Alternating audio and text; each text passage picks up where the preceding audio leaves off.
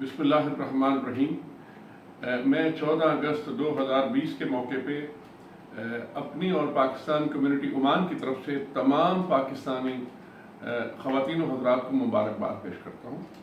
بس ایک چھوٹا سا یہ پیغام ہے کہ اوورسیز پاکستانیوں کو خدا را ان کی وفاؤں کو شک نہ کیا جائے کہ ان کو اپنی وفا ثابت کرنے کے لیے سپریم کورٹ کو بتانا پڑے کہ وہ وفادار ہیں۔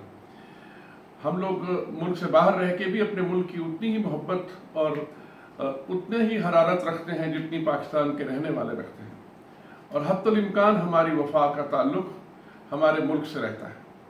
تو براہ کرم یہ جو سلسلہ چلا ہے کہ اوورسیز پاکستانیوں کی وفا کو شک کیا جاتا ہے، تو 73 سال کے بعد بھی ہماری وفاؤں کو مشکوک نہ کیا جائے۔